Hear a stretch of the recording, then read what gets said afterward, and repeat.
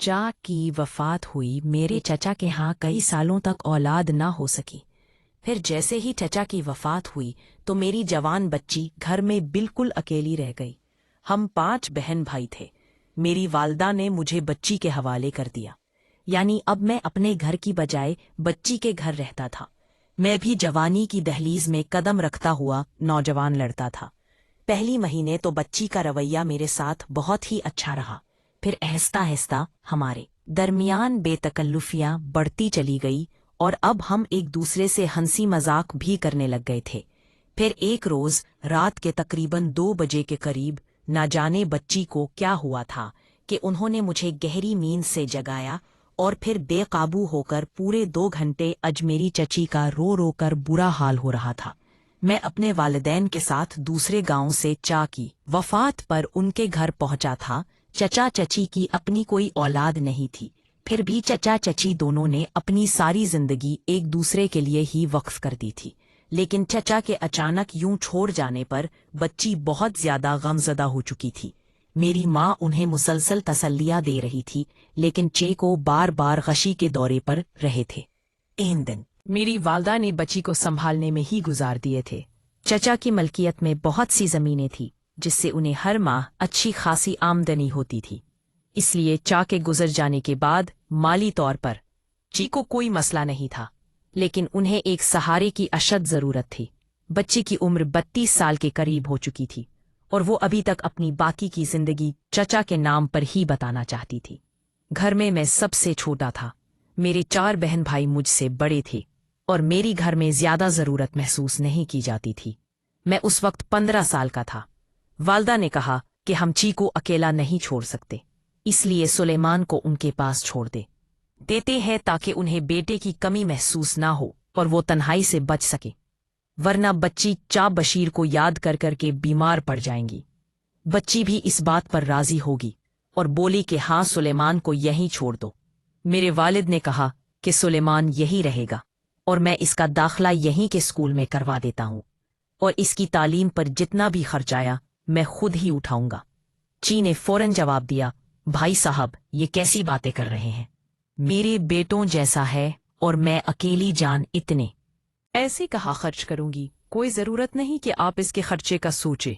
लेकिन वालिद ने साफ मना कर दिया और कहा कि वो खुद तमाम खर्चा उठाएंगे। मैं बच्ची के साथ रहने लगा और वो मेरा बहुत ख्याल रखने लगी। लेकिन उसके बाद मेरे साथ जो वाकयात पेश आने लगे उन्ना ने मुझे परेशान करके रख दिया। वैसे तो ची का घर काफी बड़ा था, जिसमें 4-5 करे थे, लेकिन जब मैं अलग कमरे में सोने की कोशिश करता तो ची कहती, सुलेमान, अकेलेपन में मुझे बड़ी घबराहट होती है। ऐसा कर कि मेरे कमरे में आकर सो जाया करो। मैंने बच्ची की बात मान ली और उनके कमरे में सोने लगा। उनके बेड के करीब अपनी चारपाई बिछा लेता था। नींद का मैं बहुत पक्का था, क्योंकि सुबह स्कूल जाना होता था, वापस अगर स्कूल का काम करना होता था और भी बच्ची के लिए बाजार से सामान लाकर देना और छोटे मोटे कामों में उनका हाथ बटाना भी मेरा मामूर बन चुका था। ची सारा दिन मुझसे बातें करती रहती थी, लेकिन एक रात जो कुछ मैंने देखा उसने मेरे होश उड़ा दिए। पता नहीं क्यों, लेकिन मुझे नींद नहीं आ रही थी। शायद उसकी वजह ये थी कि आज छुट्टी थी और मैं देर से उठा था। आंखें बंद किए मुझे आधा घंटा गुजर चुका था, लेकिन नींद नहीं आ रही थी। मैं अभी सोने की कोशिश कर रहा था कि अचानक मेरी बच्ची अपने बेड से उठी। उन्होंने अपने गले से दुपट्टा उतारकर बेड पर रख दिया और कमरे के वॉशरूम में चली गई।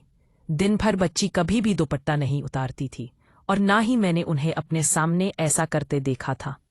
मैंने सोचा शायद उन्हें लग रहा होगा कि मैं सो चुका हूँ। कुछ देर बाद वो वॉशरूम से बाहर आई तो पूरी तरह भीगी हुई थी। ऐसा लग रहा था जैसे वो नहा पर आई हूँ।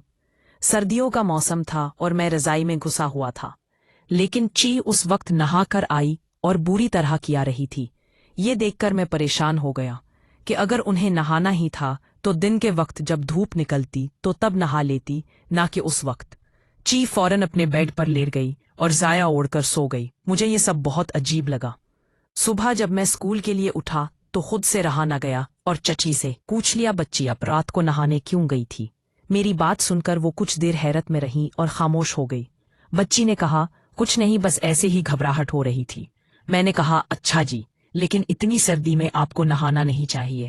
یہ نہ ہو کہ اب بیمار پڑے جائیں۔ تو وہ کہنے لگی کچھ نہیں ہوتا۔ تم رات کو جاگ رہے تھے کیا؟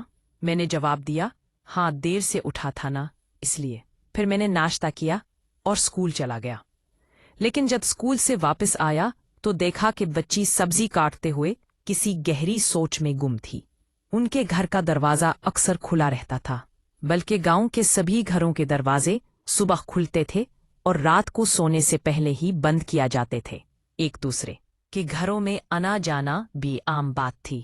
میں جیسے ہی گھر میں داخل ہوا تو دیکھا کہ بچی تخت پر بیٹھی سبزی کاٹ رہی تھی۔ میں نے اسلام کیا، لیکن وہ اپنے خیالات میں اس قدر گم تھی کہ نہ میرا سلام سنا اور نہ ہی میری طرف دیکھا۔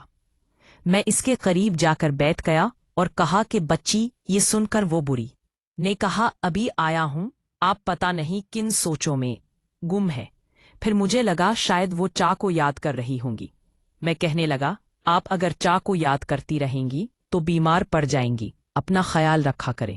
میری بات سن کر وہ مسکرا دی اور کہنے لگی اچھا ٹھیک ہے، ایسا کرو چلو جا کر نہا لو، میں تمہارے لیے روٹی بنا دیتی ہوں۔ میں نے کہا ٹھیک ہے۔ میں نے محسوس کیا کہ اب بچی ہر وقت کسی نہ کسی گہری سوچ میں گم رہتی تھی۔ پہلے تو وہ چا کو یاد کرتے ہوئے مجھ سے باتیں کیا کرتی تھی، لیکن آج کل وہ بالکل خاموش رہنے لگی تھی اور ذرا سی اوپر یوں چونک جاتی تھی جیسے کچھ غیر معمولی ہو۔ رات کو جب میں سو رہا تھا تو مجھے لگا کہ بچی نے مجھے دیکھا۔ میری آنکھیں بند تھیں، لیکن میں نے ہلکی سی آنکھیں کھول کر دیکھا۔ کمرے میں اندھیرا تھا، لیکن کھڑکی سے